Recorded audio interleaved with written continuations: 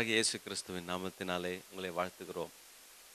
இத்தனை திரளான சாட்சிகள் நிகழ்ச்சியின் மூலமாய் மறுபடியும் உங்களை சந்திப்பதில் பேரானந்தம் அடைகிறோம். நம்முடைய ஆண்டவராகிய இயேசு கிறிஸ்து அற்புதங்களை செய்து கொண்டு தான் இருக்கிறார் என்று இந்த நிகழ்ச்சியின் மூலமாய் நாங்கள் உங்களுக்கு மீண்டும் மீண்டும் சொல்லிக் கொண்டிருக்கிறோம். அற்புதம் என்றால் என்ன?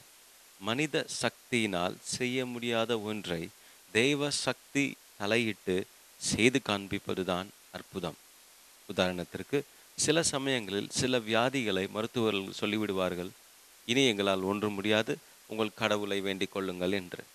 அப்பொழுது தெய்வம் தலையிட்டு செய்கிற அந்த சுகம், தருகிற அந்த சுகம்தான் அற்புத சுகம் என்று சொல்லுகிறோம். சுருக்கமாய் சொல்லப்போனால், மனிதர்களால் செய்ய முடியாத நிலையில் தெய்வம் தலையிட்டு காரியங்களை தெய்வம் நம்முடைய நன்மைக்காய் செய்வதுதான் அற்புதம். அது போன்ற அற்புதங்களை தேவன் உங்கள் வாழ்க்கையிலேயும் செய்ய விரும்புகிறார். இந்த அற்புதங்கள் என்னுடைய வாழ்க்கையில் நடைபெற வேண்டும் என்றால் நான் என்ன செய்ய வேண்டும், என்ன தியாகம் செய்ய வேண்டும், என்ன யாகம் செய்ய வேண்டும் என்ற கேள்விக்கு கொஞ்சமும் இடமில்லை. அவர் தெய்வம், அவர் தகப்பன், நாம் அவருடைய பிள்ளைகள். நாம் கேட்டால் போதும், அவர் தாராளமாய் தாராளமாய் உங்கள் வாழ்க்கையில் அற்புதங்களை செய்து விடுவார். இப்படி அற்புதங்களை செய்யக்கூடியவர்தான் இயேசு கிறிஸ்து.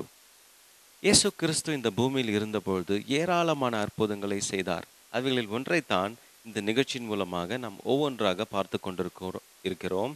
இன்றைக்கும் அதில் ஒன்றைத்தான் பார்க்க போகிறோம். மார்க்கு எழுதின சுவிசேஷ புஸ்தகத்திலே 5ஆம் அதிகாரத்திலே ஒரு சம்பவம் எழுதப்பட்டிருக்கிறது.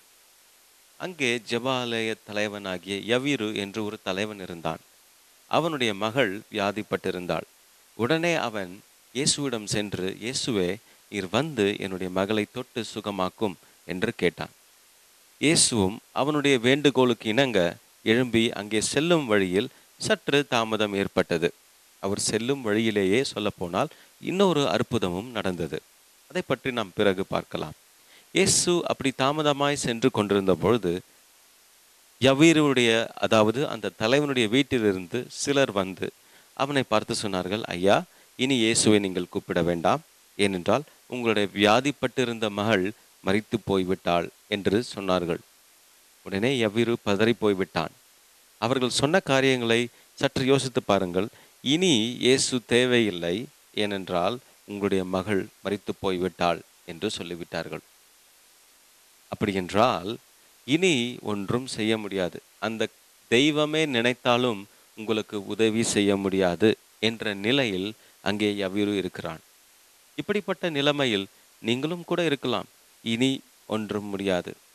சிலர் இப்படி சொல்லுவார்கள், இனி கடவுளே நினைத்தாலும் உன்னை காப்பாற்ற முடியாது என்று சொல்வார்கள். அதே போன்ற நிலைமையில்தான் இந்த தலைவனும் இருக்கிறான்.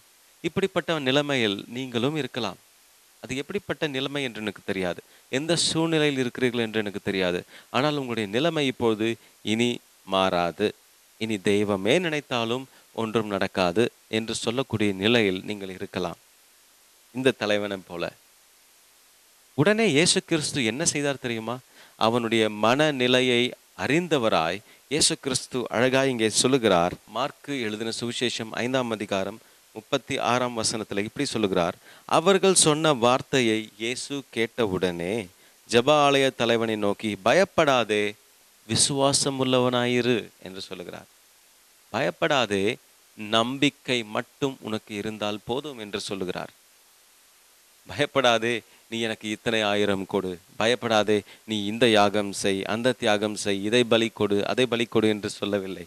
இந்த அருமையான தெய்வமாகிய இயேசு கிறிஸ்து அவர் சொல்லுகிறார், நம்பிக்கையோடு இரு, தெய்வத்தை மட்டும் நம்பு, அவர் உனக்கு நம்பிக்கை துரோகம் செய்ய மாட்டார் என்று சொல்லுகிறார். பயப்படாதே யவீரு, பயந்து விடாதே. உன் மகள் மரித்து போய்விட்டால் பதட்டமாய்த்தான் இருக்கும், பதறாதே, நம்பிக்கையாயிரு என்று சொல்லுகிறார். பிறகு இயேசு வெறும் வார்த்தையில் மட்டும் நம்பிக்கையாயிரு என்று சொல்லிவிடாமல் அவனுடைய வீட்டிற்கு சென்று அங்கே அழுது புலம்பிக் கொண்டிருக்கிற அனைவரையும் அமைதியாயிருக்க சொல்லிவிட்டு அவரும் யவீருவும் அவனுடைய மனைவியும் மட்டும் அந்த மரித்து போன பிள்ளை படுத்திருக்கிற அந்த அறைக்கு சென்றார்கள். சென்று இயேசு கிறிஸ்து அந்த பெண்ணுடைய கையை பிடித்து, சிறு பெண்ணே எழுந்திரு என்று சொன்னார். சிறு பெண்ணே எழுந்திரு என்று சொன்னார். உடனே மரித்து போன அந்த பெண் உயிரோடு எழுந்திருந்தாள். என்ன ஒரு அற்புதம்! என்ன ஒரு அற்புதம்! மனிதர்கள் நினைத்தார்கள் இனி ஒன்றுமே முடியாது என்று. மரித்து போய்விட்டார், உங்களது மகள் மரித்து போய்விட்டால் இனி இயேசுவை நீங்கள் தொந்தரவு செய்ய வேண்டாம் என்று சொன்னவர்கள் மத்தியிலே இயேசு மரித்து போன அந்த பெண்ணை உயிரோடு எழுப்பினார். இதுதான் அற்புதம். இதுதான் அற்புதம். முடிந்தது என்று நினைத்த கதைகள் மறுபடியும் உயிர் பெற்று வரும். இனி ஒன்றுமே நடக்காது, இனி உனக்கு எந்த உதவியும் கிடைக்காது, தெய்வமே நினைத்தாலும் உதவி செய்ய முடியாது உனக்கு என்று உன்னை ஒதுக்கி நீங்களே உங்களை நொந்து கொண்ட காரியங்கள் அனைத்திலேயும் இயேசு கிறிஸ்து மறுமலர்ச்சியை உருவாக்கப் போகிறார். நீங்கள் செய்ய வேண்டியதெல்லாம் என்ன தெரியுமா? அவரிடம் சென்று, இயேசுவே, இதுதான் என்னுடைய நிலைமை, நீர் எனக்கு உதவி செய்யும் என்று கேட்டால் போதும். அவர் ஓடோடி வந்து உங்களுக்கு உதவி செய்வார். தாராளமாய் உதவி செய்வார். எந்த நிபந்தனையுமின்றி அற்புதங்களை உங்கள் வாழ்க்கையிலே நிறைவேற்றுவார். இப்பொழுது நாம் ஜெபிக்க போகிறோம். அந்த இயேசு கிறிஸ்துவை நோக்கி நாம் வேண்டுதல் செய்ய போகிறோம். இயேசு கிறிஸ்துவே, என்னுடைய நிலை இப்படித்தான், என்னுடைய நிலை இது, நீர் வந்து என்னுடைய வாழ்க்கையிலே ஒரு மறுமலர்ச்சியை உண்டாக்கும் என்று கேட்க போகிறோம். அவர் நிச்சயமாக அற்புதங்களை உங்கள் வாழ்க்கையிலே செய்வார். வேதாகம காலத்தில் 2000 வருடத்திற்கு முன்பதாக செய்த அதே தெய்வம் இன்று மாறிவிடவில்லை. அவர் பதவி விலகிவிடவில்லை. அவர் இன்னும் தெய்வமாகத்தான் இருக்கிறார். இன்னும் அற்புதங்களை செய்து கொண்டு தான் இருக்கிறார். நீங்களும் இந்த ஜெபத்திற்கு பிறகு இந்த அற்புதத்தை உங்கள் வாழ்க்கையில் அனுபவிக்கத்தான் போகிறீர்கள் என்பதில் எனக்கு கொஞ்சம் கூட சந்தேகம் இல்லை. நீங்கள் செய்ய வேண்டியதெல்லாம் நம்பினால் போதும். இயேசு கிறிஸ்து நம்பிக்கை துரோகி அல்ல. நீங்கள் நம்பி பாருங்கள், உங்களுக்கு சுகம் கிடைக்கும், ஆரோக்கியம் கிடைக்கும், பிரச்சனைகளிலிருந்து தீர்வு கிடைக்கும். ஜெபிக்கலாமா? கண்களை மூடிக்கொள்ளுங்கள். நீங்கள் யாராயிருந்தாலும் பரவாயில்லை, உங்கள் பிரச்சனை எதுவாயிருந்தாலும் பரவாயில்லை, நீங்கள் எந்த மொழி, எந்த ஜாதி, எந்த மதமாயிருந்தாலும் பரவாயில்லை, இயேசு கிறிஸ்துவை பார்த்து, தெய்வமே, நான் உம்மை நம்புகிறேன், என்னுடைய வாழ்க்கையில் இந்த அற்புதத்தை செய்யுங்க என்று நாம் கேட்டால் போதும், செய்து விடுவார். ஜெபிப்போம். பரிசுத்தமுள்ள எங்கள் நல்ல பிதாவே, எங்கள் மீது அக்கறையும் பாசமும் அன்பும் கொண்ட தெய்வமே, உம்மிடத்திலே நாங்கள் வருகிறோம். வேதத்திலே நாங்கள் பார்த்த சம்பவத்தை போல இனி தெய்வமே நினைத்தாலும் எங்களுக்கு உதவி செய்ய முடியாது என்ற நிலையிலே நாங்கள் இப்பொழுது நிற்கிறோம். நிர்பந்தமான நிலையிலே நிற்கிற உடைய பிள்ளைகளை நீங்க பாருங்க. பரிசுத்த ஆவியானவரே, அவருடைய வாழ்க்கையில ஒரு மறுமலர்ச்சியை கொண்டு வாருங்க.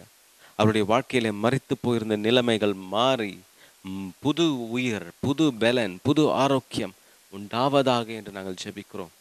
இந்த கேட்டுக்கொண்டிருக்கிற, இதை பார்த்து கொண்டிருக்கிற அனைவருடைய குடும்பத்திலேயும் தனிப்பட்ட வாழ்க்கையிலேயும் நீர் மறுமீட்சி உண்டாக்குவீராக என்று கேட்கிறோம். அவருடைய வாழ்க்கையை நீங்கள் திரும்ப எழுப்பி கட்டும்படிக்காய் நாங்கள் ஜெபிக்கிறோம். அவருடைய வாழ்க்கையிலே புது புது காரியங்கள், புது புது நன்மைகள், புது புது வழிகள் உண்டாவதாக என்று நாங்கள் ஜெபிக்கிறோம். உம்முடைய அற்புதம் செய்யும் வல்லமை இவர்களுக்குள் பாய்ந்து சென்று அற்புதங்களை இப்போதே செய்வதாக என்று நாங்கள் ஜெபிக்கிறோம். ஆண்டவரே, நீர் அற்புதங்களை செய்வீர் என்று நாங்கள் முழு மனதுடன் நம்புகிறோம். நாங்கள் முழு மனதோடு நம்புகிறோம். தெய்வமே, எங்கள் வாழ்க்கையில நீர் அற்புதங்கள் செய்யும். இயேசுவின் நாமத்தினாலே இந்த ஜெபத்தை கேட்கிறோம் எங்கள் அன்புள்ள பிதாவே. ஆமேன், ஆமேன். சகோதர சகோதரிகளே, நிச்சயமாய் அற்புதம் உங்கள் வாழ்க்கையிலே நடக்கும். அதை நீங்கள் எங்களுக்கு சாட்சிகள் மூலமாய் எழுதத்தான் போகிறீர்கள். அதை நாங்கள் மற்றவர்களுக்கும் சொல்லத்தான் போகிறோம். நம்பிக்கையை இழந்து விட வேண்டாம்.